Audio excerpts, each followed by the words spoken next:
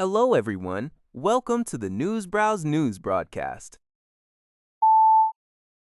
According to CBS News, Yemen's Houthi rebels launched a deadly attack on government-aligned forces near the port city of Hodeidah over the weekend, killing at least 16 troops and wounding 22 others. A military officer described the clash, which began late Friday and concluded with a government counterattack on Saturday morning, as the deadliest Houthi attack in years. In a separate incident on Sunday, the British military reported that a cargo ship came under attack by unknown armed assailants in the Red Sea, approximately 30 nautical miles southwest of Hodeidah. Assailants in a skiff approached the bulk carrier and opened fire, prompting security guards on board to return fire. The cargo ship and its crew were reported safe, and authorities are currently investigating.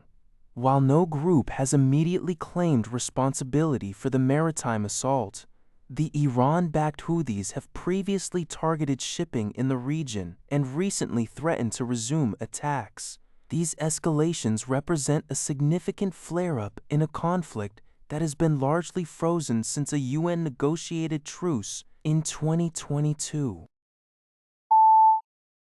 According to a report by Sing Tao, the state funeral for Iran's late supreme leader Ali Khamenei continued in Tehran on Sunday. Tens of thousands of people, including Iranian President Masoud Pezeshkian and Parliament Speaker Mohammad Bakr Ghalibaf, attended the ceremony to pay their respects. Three of Khamenei's sons, Mojtaba, Maysam, and Masoud, were seen praying beside the coffins of their father and other deceased family members. However, the new supreme leader, Mojtaba Khamenei, did not make a public appearance. Sources previously revealed that Mojtaba suffered severe facial and leg injuries during a February airstrike. Khamenei and several family members were killed in late February during airstrikes conducted by the United States and Israel, sparking a months-long conflict that recently concluded with a fragile ceasefire. The Iranian government has organized a week-long state mourning period. Following services in Tehran, the coffins will be transported to Qom, Najaf, and Karbala before finally being laid to rest in Mashhad on Thursday. Millions of mourners are expected to participate in the upcoming funeral processions across Iran and Iraq. According to a report by Al Jazeera, renewed and intensified clashes in western Yemen have resulted in the deaths of at least 53 Houthi fighters. Yemeni government officials stated that the violence escalated after Houthi rebel forces launched a surprise offensive targeting army barracks in the southern region of the strategic port city of Hodeidah. The renewed fighting reflects a broader intensification of conflict across western Yemen. Both government forces and Houthi rebels are actively seeking to regain lost territory and strengthen their respective administrative and military control over the highly strategic Red Sea coast.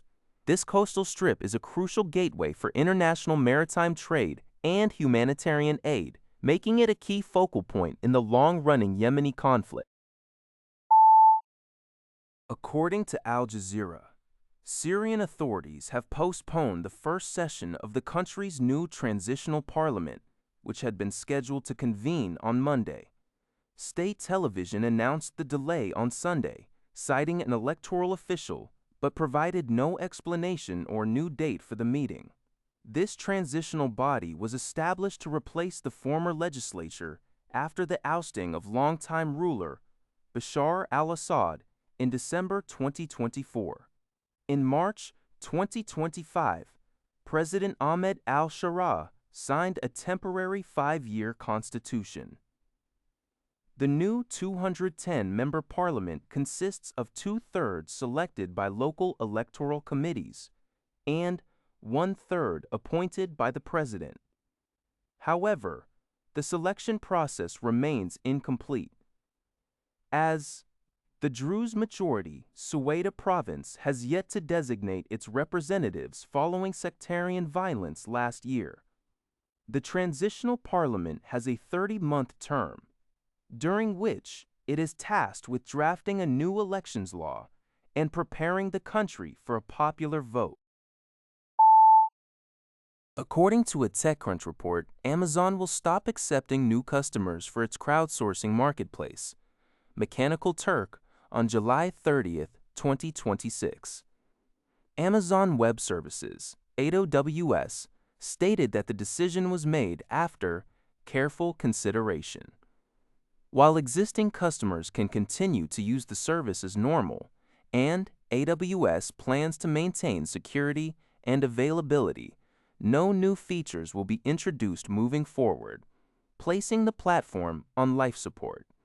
First launched in 2005, Mechanical Turk allowed workers to perform microtasks that were difficult to automate, such as CAPTCHA, verification, and sentiment analysis. Over time, it became a key source for annotating AI training data and was sometimes used to secretly power products marketed as automated AI.